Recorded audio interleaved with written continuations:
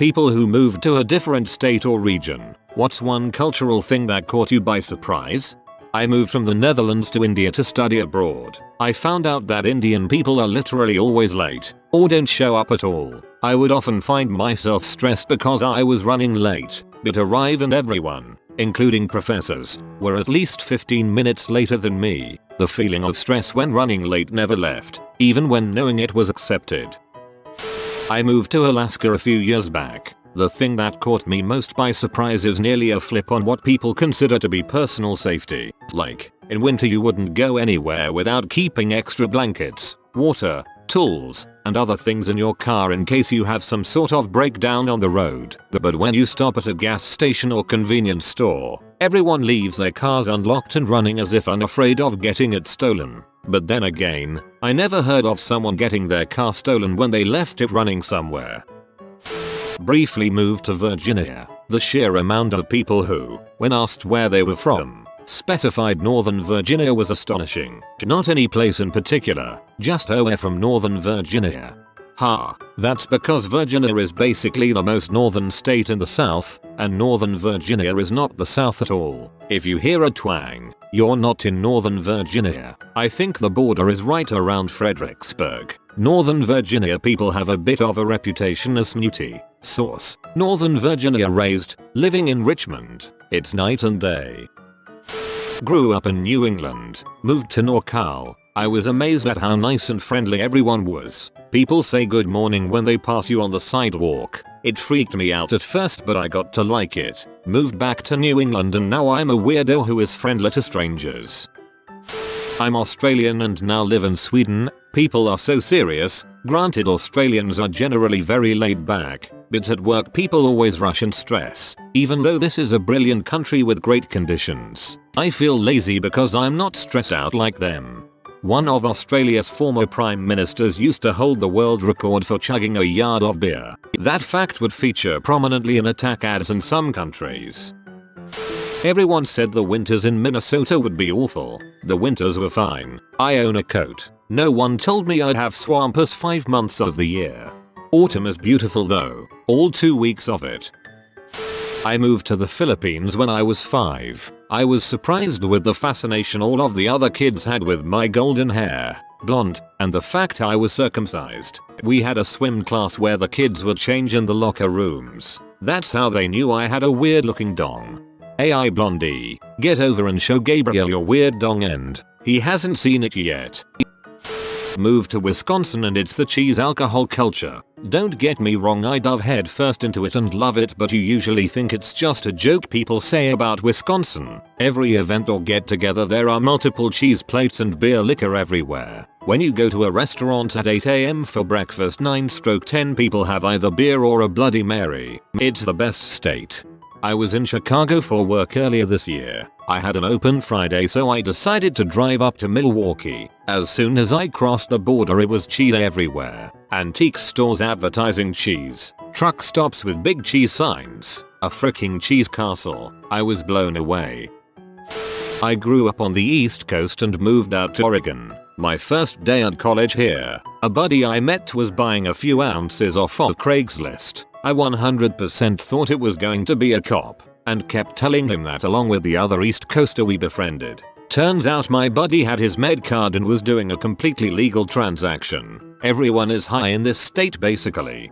And we like it that way. Lots of places outside of the valley is essentially time warp to the 1800s though.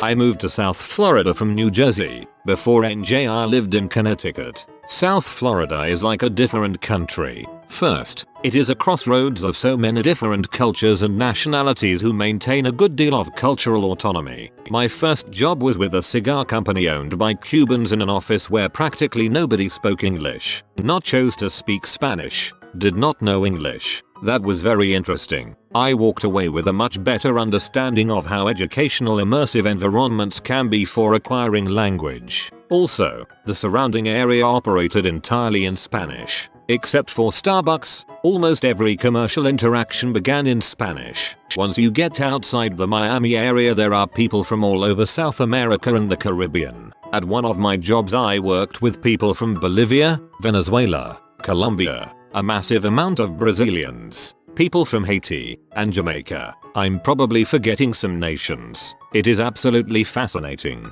One thing I find interesting is that as a northerner we tend to pride ourselves on being inclusive and unprejudiced. However, the view from the north tends to seem very binary, white non-white, whereas down here there is a much more nuanced spectrum. People are from so many places and you can't necessarily tell where someone is from based on their appearance. In the northeast there tends to be an idea that Spanish-speaking people all look like the Indian populations of Central and South America, and that isn't true at all. Even the people who are descendants of the native populations look very different depending where they are from. An indigenous person from Brazil looks different than an indigenous person from Mexico. So it seems strange to me that as proud as the North is for being progressive, it seems to hold a very narrow or limited understanding of just how diverse South American, Central American, and Caribbean people actually are. There is a great deal of European, Eastern European diversity as well. Lots of Russians, French Canadians, and Germans. And I work with a Lebanese family now. Also a little shocking is the visibly destitute populations. Where I live is right near a lot of drug treatment programs and halfway houses.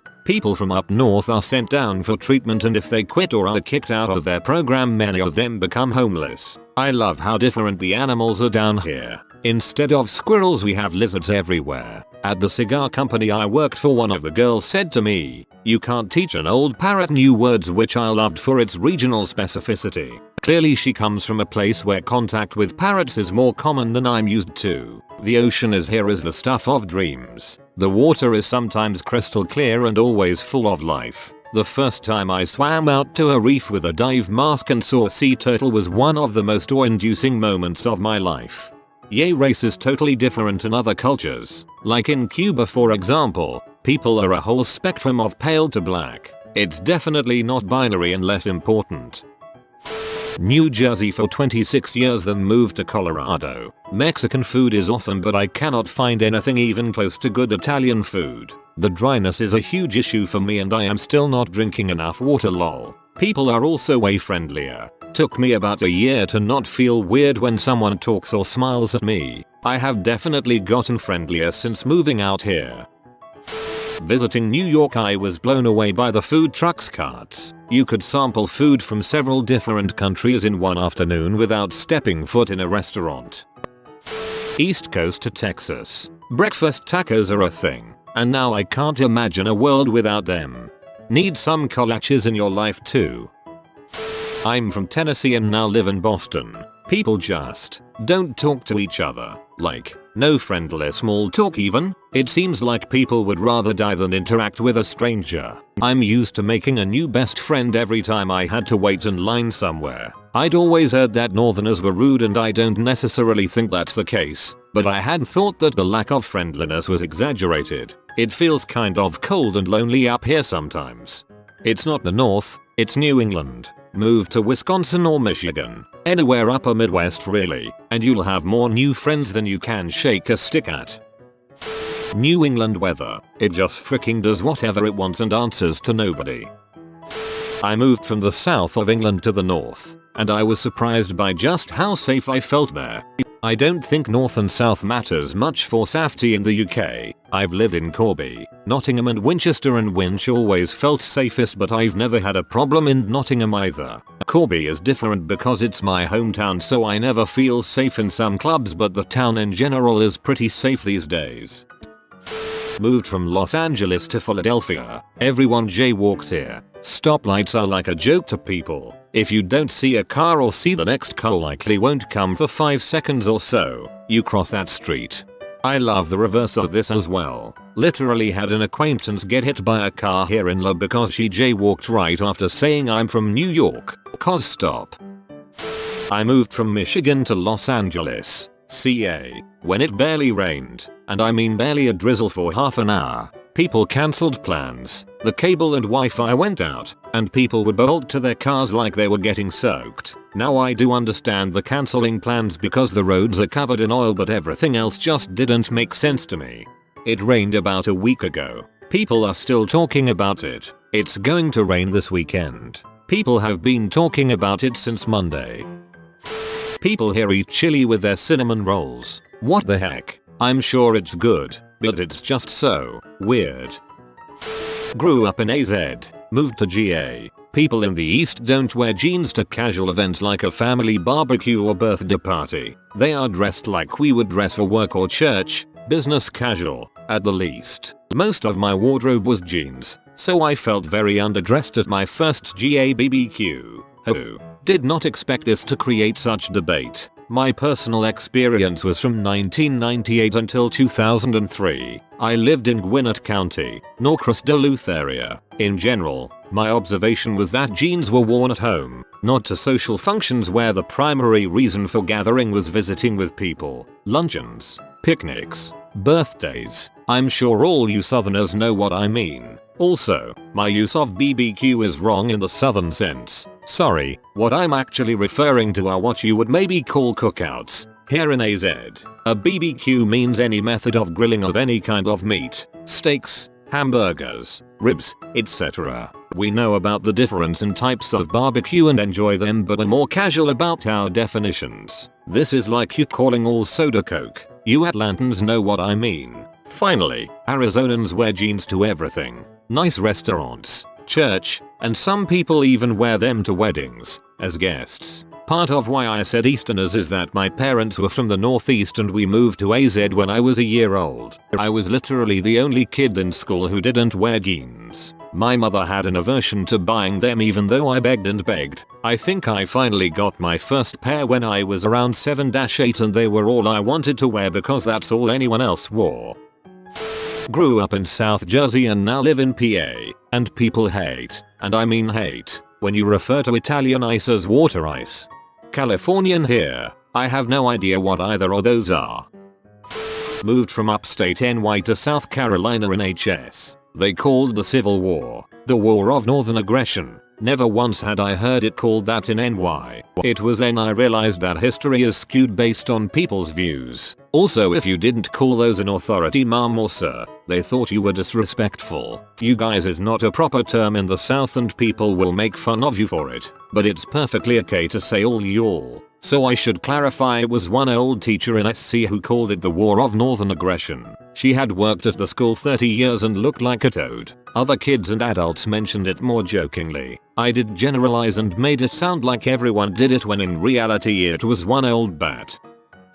Moved from New York to Utah. It's interesting to see such a stark difference in the cultural norm of when to get married and have kids. For Utah, the average age of marriage for women is 23, so most of my friends here are already married and thinking about children. But in New York, most of my friends are really only in semi-serious relationships and haven't even thought about marriage yet. Neither way is better, but it's the most stark difference I've encountered. I live in NJ and the average age of my friend group is around 30. Most of us are just getting around to marriage and only one of us has a kid, and she was an accident.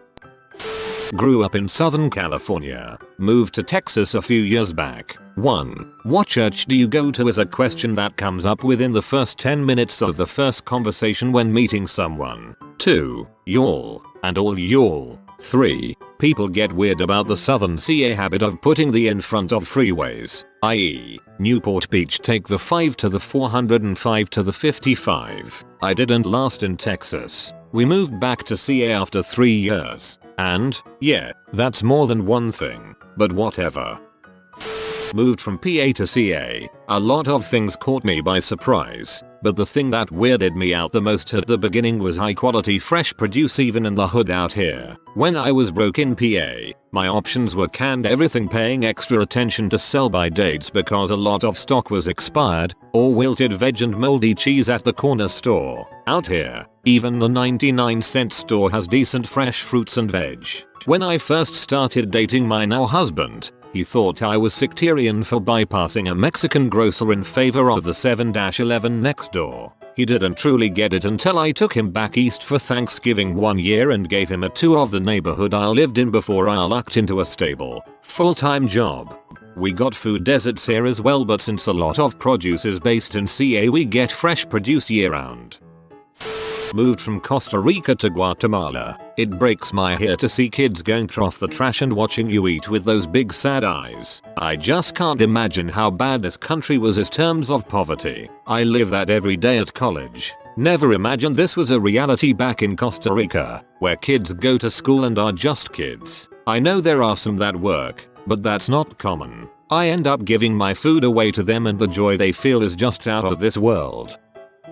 I moved to the American South, like the Deep South, back in the early 90s when I graduated high school. I grew up in a pretty integrated low-class neighborhood in a major city in the north. I moved with my best friend because his father was living there temporarily while helping his friend set up a new business. He got us both jobs for the startup. Anyway, we were both really shocked by the casual racism and the fact that it was more or less out in the open. What shocked us even more was when we met some black dudes and were partying with them and the conversation came around to this very subject of what two northern white boys found weird about the South. When we both said all the racism without even thinking about it for a second, they all freaked out. Or, heck no, ain't no xenophobe around here and crap. I'd fight a motherfucking xenophobe if I saw one. I realized that crap was so normalized down there that they had no idea what it was like in other places. That crap was crazy to us. Like if any of our black friends from back home went with us there, who knows what might have happened to them if they didn't adapt to the culture down there? At least that was what I was thinking. A few years later I moved back to my hometown and went to college. I became very close to and had a mentor-mentee relationship with one of my college professors, who happened to be a black man. I remember telling him about my experiences down there and how weird it felt for me. He said something else that shocked the heck out of me. I actually prefer the South to the North. Because down there it's all in the open, so you know right away who is and isn't a xenophobe. Up here you never know. That was a real eye-opener for me and something I never forgot, all these years later. When I was abroad in Mexico, there were two big things that really surprised me. One was the way that Mexicans signaled to waiters in restaurants that they need something, which was to literally wave the waiter over. The first time I saw someone do that, I was horrified, but it turned out to be a totally normal thing there and the waiters were never offended. The second was the complete lack of respect for the sanctity of an occupied public bathroom stall. I cannot count the number of times that I had someone hammer on the stall door while I was taking a crap in a public restroom, and then continue knocking every 30 seconds even after I yelled occupado at them each time. To be clear, there were always plenty of other stalls in these bathrooms, and I don't take a long time to crap unless there's a fricking Mexican SWAT team pounding on the door every 30 seconds, causing my butthole to knot up each time and drawing out the process. Grew up on the East Coast and moved to California when I was in my 20s. I was so excited to go to the beach on a nice hot day. Was shocked to learn that in the Bay Area it can be a sunny warm day, but it's freezing cold and windy at the beach. B. The water's too cold to swim in. 3. There's no boardwalk or people around. Basically what beaches are like in California is nothing like beaches on the East Coast. Well, Northern California anyway. So the East Coast culture of escaping to shore beach towns over the summer weekends doesn't really exist.